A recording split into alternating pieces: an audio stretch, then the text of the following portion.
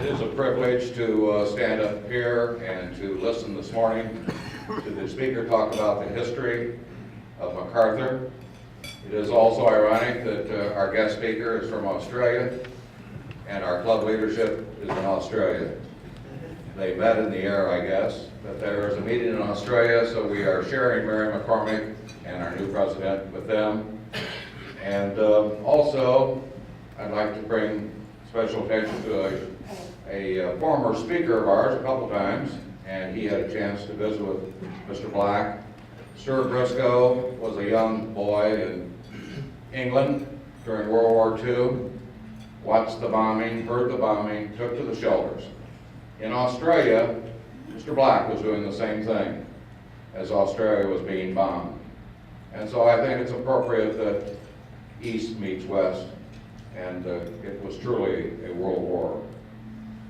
I wear the Honor Flight jacket simply as a reminder that I think General MacArthur would be very proud today to know that at least 1,000 of the World War II soldiers that fought for him, for Eisenhower, and for others have been back in Washington, D.C. to see the World War II monument. The red jacket's fine, I went as a host. The blue jacket was important. They're the ones that went in on D-Day. I'm reminded my catalog for PBS just came in yesterday. Lest we forget, June 6, 1944, 70 years ago, they went in. Many didn't come out. Memorial Day was last week, started by Abraham Lincoln. D-Day is June 6th, 70 years. The War of 1812 lasted till 1814, so we were celebrating the 200th anniversary of the War of 1812. There was an article in the Chicago Tribune last weekend about the Poppy poem, Flanders Field. No child knows the poem about Flanders Field anymore. They don't have a clue what Flanders Field was in World War I and why we sell poppies today. But we should remember, and we should remember what soldiers and sailors and Marines did around the world in all the wars. And certainly as we think about MacArthur, his father, what he did, it is an amazing story. The artwork here is on loan from our friends at the Scottish Rite Masonic Lodge downtown. Bill DeLynn is one who put me onto it. His colleague there, Mike, heads the Scottish Rite. This was painted in 1945 by the class that was going in to the Masonic Lodge, known as the Liberty class. It was painted by a Milwaukee artist, and some of his other works are in the Milwaukee Theater and in the Milwaukee Center. But I think it's wonderful that the Masons would share that with us and let us use it. Douglas MacArthur was a strong Mason. George Washington was a strong Mason, and we thank you for this contribution. Thank you.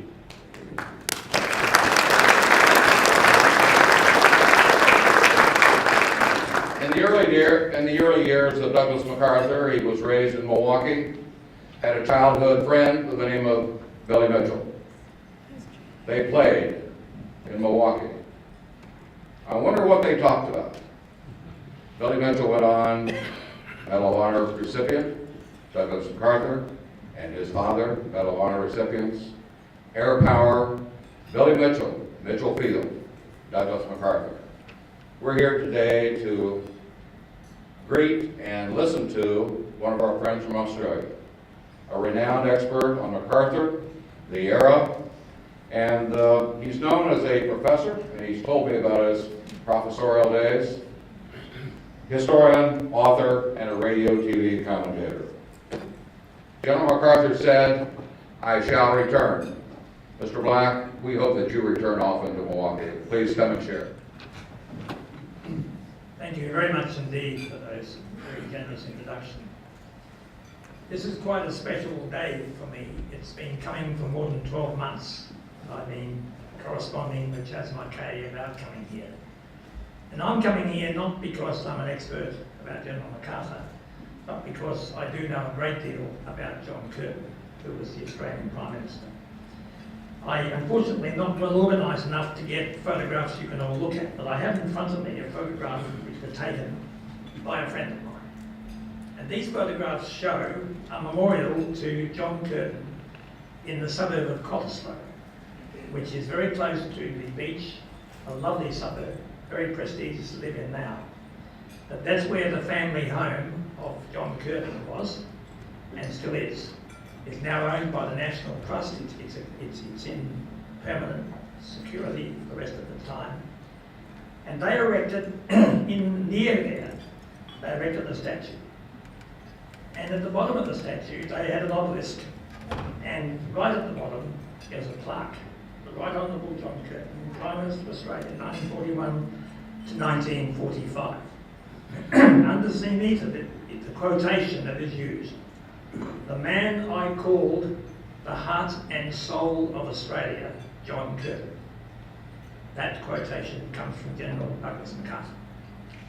And to this day, we now in Perth, near where the Curtin family lived, link Curtin with MacArthur.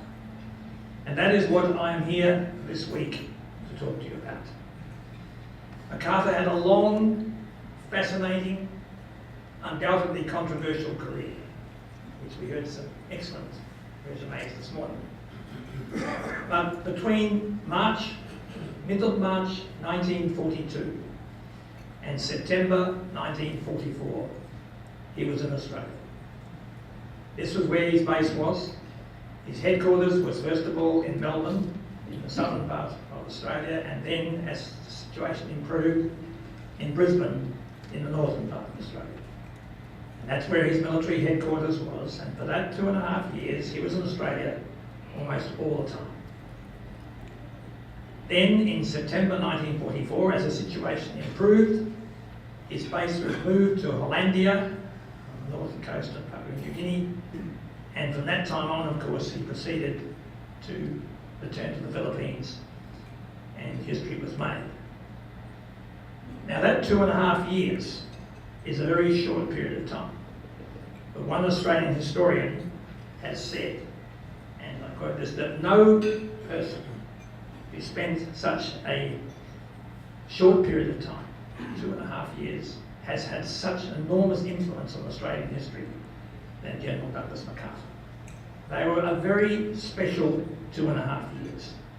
And much of what I will be talking about this week is about that 2.5 years. Let me put in perspective that I was a young lad of 6, started school in 1942. I have vivid memories of air raid shelters in my backyard, a blackout on the windows, and my mother coming to school to bring me home because she thought we were going to be bombed. Australia was bombed. The day that MacArthur arrived, on the 16th of March, bombs were falling on the city of Darwin, the northern part of Australia. There was a real threat. Today, historians argue that Japan never intended to invade Australia and did not have the wherewithal to do it.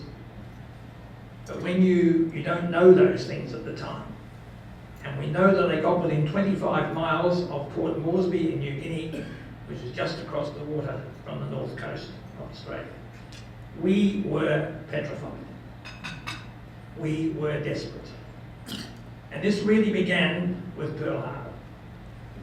And when Pearl Harbor took place, there was real anxiety and concern. Until that point of time, we had assumed that we would be protected and looked after, as we'd all had assumed, by Great Britain, United Kingdom, the mother country.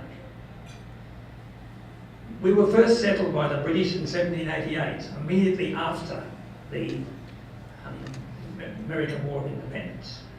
And I should, in a very quick reference, point out that my own birthday is such that the day I turned 40 was exactly the day that the United States turned 200. So I have a connection. You remember me every year. You killed quite a few people on your roads. There. And MacArthur was born on the 26th of January 1880, which today is Australia Day. It wasn't thought of that quite then. So we are connected here and so on. But nevertheless, we were a country that we were settled by the British, and we assumed that their job it was to look after us. We are their protege. They found us. By the way, they founded us because the Americans became independent and wouldn't take our convicts anymore, the British convicts, and so they came to us instead.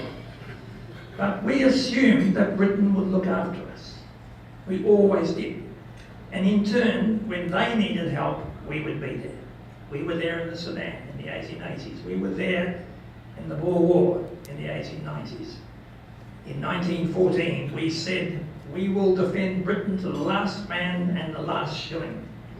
And we sent our soldiers across, and 62,000 Australians died, fighting a war for Britain when we were not being directly attacked or challenged at all. We were nervous. In 1902 or thereabouts, the British took the extraordinary decision to make an alliance with the Japanese. That was, from their point of view, a great idea because it meant Japan could look after the more remote issues in the Far East and Britain could concentrate on Germany in the near. But when we are concerned about the rising power of Japan, we were hardly excited that Britain's ally was going to be Japan. And in 1908, a year which some of you may, or perhaps most of you, assuming looking around this audience, I'm sure you know about these things, the Americans had a thing called the Great White Fleet, a very substantial body of ships which went around the world. As a political observer, I believe, by the way, that the President couldn't get Congress to agree, so he just sent the ships anyway, assuming that Congress would want to bring them back again, and they did. Anyway, the point I mention this story is because Australia invited the Americans to call by. And one of the people who stood there protesting on the beach, why are they here, was John Curtin, the man who was to be Prime Minister of Australia. And so all through the 20s and the 30s, we were getting increasingly anxious at the rising power of Japan. But Britain said, don't worry, we will look after you. Singapore is there. The base at Singapore will protect you. And in the 1930s, the Japanese were fighting with the Chinese, but they weren't coming south. And then they looked as though they were going to start coming south. Oh, don't worry, the British said, Singapore is there. Curtin became Prime Minister almost accidentally in October 1941. His position in Congress was, if you don't mind the political comment by me, what might be the case for a certain American president after the midterm elections, where your support in the parliament is not exactly what you need, and Curtin was certainly in that position. The Japanese invasion and attack on Pearl Harbor, suddenly all the worst fears that the Australians had been exercising over all these years suddenly came to fruition. What are we going to do? Where will we go? And on Friday I'm going to talk more about this, but can I say that Curtin was asked by the newspaper, would you give us a New Year message? And he wrote possibly the most famous message any Australian Prime Minister has ever written. He said, without any reservations or inhibitions of any kind, we turn to America for help. Britain can hold on. Britain can fend for itself. It's America we need. Now that appeal was a very controversial one at the time, as you can imagine. People like Churchill were just about, ready to throw stones at him. But this put the point of view that the Australians thought, if we are to be rescued and saved, where can we turn but America? And it got worse. Singapore fell. The British surrendered in Singapore very nobly, whilst the head of the Australian army in Singapore managed to get himself and his colleagues out. This didn't go down very well in Australia or anywhere else. Singapore fell. Bombs started to fall. And at the same time, The Americans, for their own reasons, realised that the situation in the Philippines could no longer continue the way it was. MacArthur was ordered he had to leave the Philippines. Where would he go to conduct his role in the future? And for the supreme delight of Australians looking back now and relief at the time, to Australia. And MacArthur, following his spectacular departure from the Philippines, working his way across, in March he arrived in Australia on the very day when bombs were falling heavily on Darwin. And thus began the 2.5 years that I wanted to speak about and I have been talking about. And the extraordinary thing is the relationship between these two men. Can I stress to you, you could not get two men who are more different in all sorts of respects. Physically, one of them is large, powerful, strong, a person you would not wish to be in a fight with. I don't know if you know, this would mean as much to you as it did probably does to him, but he was described by a historian as the John Wayne figure. The film star, the big man who would save you, who would rescue you. If you're in a fight, if he's on your side, this is where you want to be. Politically speaking, I'm sure most of you would agree that if you define politics in terms of the left and the right, that he'd have to be said somewhat to the right, perhaps even more than somewhat. What was Curtin? From an Irish Catholic origin family, a rapid revolutionary socialist in his young days, speaking on the hustings, as we call them, out there in the streets, protesting against capitalism. We need a revolution where the working class can take over the world. That's where he came from. Slowly, reality, can I put it, came in. And you realise that that's not the way things are going to be. The working class are not going to prosper by the collapse of capitalism. What they need is a capitalism which is more friendly towards them. So he slowly moved to what you might call a more central position. But always, it was a long, long way away from where you would think MacArthur was. And you would say that how are these two men possibly going to get on together? And it is the stuff of history that they formed an extraordinary partnership. They formed a partnership because they needed to. But in the process, I think each of them genuinely knew that the other one was crucial to what they wanted to do. Australia and Curtin needed MacArthur to be leading the Americans in the fight to persuade the British and the Americans, and particularly Roosevelt, that it's all very well to beat Hitler first, but what's the point of beating Hitler first from our perspective if we're taken over by the Japanese? The British argument was, look, that war will sort itself out, we first got to beat Hitler. And MacArthur and Curtin's common purpose was to persuade the Roosevelts, others of the world, that the war in the Pacific also mattered, and it needed the most massive support. And what was it therefore that General Douglas MacArthur said to Curtin? He said, I look after the front, you look after the rear. What did he mean? I will fight the battles. I will work out what the military should be doing. I will forge the fight that will win the war. So in particular, not only can we save you, but I can get back to the Philippines. So that's my role. It's your role to look after the rear.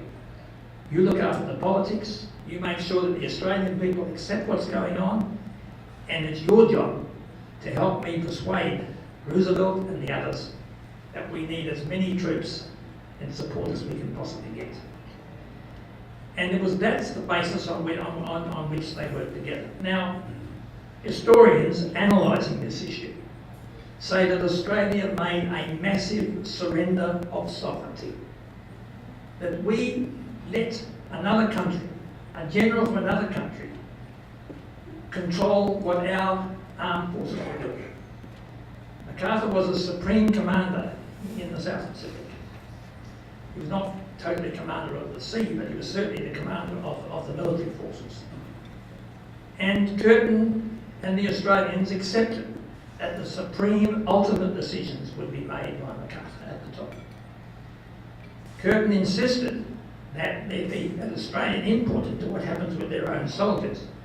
And the military man who was in charge of the army in this area was an Australian, General Sir Thomas Blaney. But ultimately, MacArthur was the head.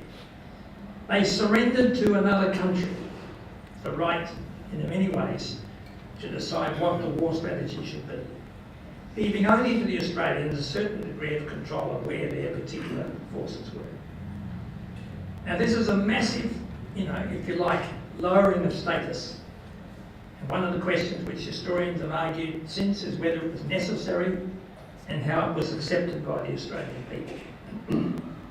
Perhaps now I can say, as I would at the end otherwise, how was it accepted by the Australian people? The best way I can judge is by elections. In 1943, and this is hard to believe, but Curtin had to fight. I suppose the Americans had to fight presidential elections during the war, and we had to fight elections. Curtin's Labor Party secured the greatest victory they have ever had before or since. When they surrendered their sovereignty to MacArthur, the Australian people approved that massively. Curtin in 1940, the seat of parliament that he represented in the area called Fremantle, he won by 600 votes, and most people thought he was going to lose. He scraped home, to use the political phrase.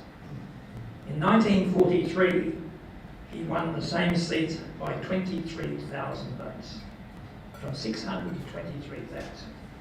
And to this day, he is regarded by a large group of Australians, including me, as probably the greatest Prime Minister we've ever had.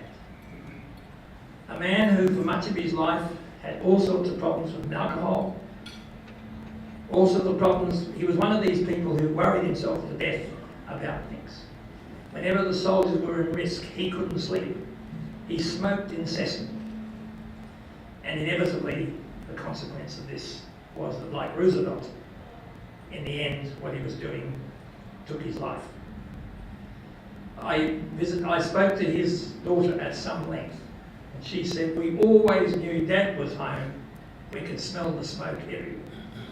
This nervous, anxious person, but the man who MacArthur, in that comment I said, he was the heart and soul of Australia. Now, the events of this time, I think, are quite fascinating. And one of the things I've been trying to do this week, and will be trying to do this week in a different talk, so to talk about some of the influences of this. In case you think that Curtin was a Prime Minister who didn't do anything except listen to MacArthur and do what MacArthur said, on the home front, Curtin made major changes to the way Australia governs itself. And the supporters of him in particular, and including some noted historians, have published a book in recent times, which I've quoted in some articles I've written. And this book talks about Curtin's gift, what he did for his country. He made major changes in the Australian political system, which have lasted to this day. He was a nervous, anxious man who didn't believe he could be Prime Minister, and in the end achieved enormous things as a consequence. But in the midst of all this, he also had to work alongside of MacArthur, and he had to surrender sovereignty. Let me just illustrate one quick point about that, and I'm keeping careful on the time. Well, one particular issue of this is that the Curtin's job was ultimately to try and keep up, if you like, the Australian position, and yet MacArthur had a series of staff officers working for him, and every single one of them was American. They could not persuade him to have even one Australian on the group. One of the arguments was that there weren't any Australians who were qualified, and numerous Australian historians have told me that most certainly is not true. There's all sorts of issues of that kind. In the later years of the war, MacArthur was insisting on that Americans should lead the main drive to get back to Japan. And the Australians would be left to do whatever MacArthur did not think was crucial and necessary. There were all kinds of issues of this sort which turn up from time to time. Yet it did not for a moment affect the capacity of the two of them to work together. And it did not for a moment affect the ultimate success of what they achieved. Can I just make one particular point before I try and round this up? And that is the question of military conscription. When you require soldiers to fight, when they are made, whether they wish to or not, to serve their country. Now, Australia in World War I, 62,000 Australians died. Australians fought at all sorts of battles in World War I. How many of those soldiers were conscript? The answer were none. Australia never had conscription in World War I. They were all volunteers. And Curtin himself was sent to jail for 2 days for opposing military conscription and refusing to follow the rules. So Curtin was as anti-conscription a person as you could get. And when World War II came, Australia still did not conscript soldiers except for the defence of the homeland. All the soldiers who went to England, all the airmen who went to England, went as volunteers. But this situation became intolerable when he was fighting with the Americans under MacArthur. How could the Americans be obliged to fight somewhere and the Australians could say, we're not going there? And Curtin, who had been jailed for opposing conscription in World War I, persuaded his own political party that Australians could be conscripted to defend the homeland, and that meant not only Australian territory, but the sorts of territories where MacArthur had to fight. And the Australian Labor Party dropped its opposition, and soldiers could be conscripted up to the equator and east of the Solomon Islands. Now that was a great achievement by Curtin. And I mention particularly because I want to make this point, as I have to almost everybody I've spoken this week, that Australians have only ever once conscripted soldiers to fight north of the equator in the northern hemisphere. And I'm sure some of you here may be aware of where we did conscript soldiers to fight north of the equator, and that was in Vietnam. And that I use as my illustration of how far the situation moved from what it was in 1941 to what it is now. Because what happened in 1941 is that the United States became our saviour. Curtin found that MacArthur became Australia's protector. Prime Minister Robert Menzies, who was Prime Minister before and after Curtin, said Australia needs a great and powerful friend. Until 1941, that great and powerful friend was Great Britain. There were many Australians who wanted to keep it that way even after that. Even Curtin himself, in 1944, appointed as the Governor-General of Australia the Duke of Gloucester, who was the brother of the English King. The British connection was still there, but in 1941 and MacArthur, we realised that if we need a great and powerful friend, the great and powerful friend was the United States.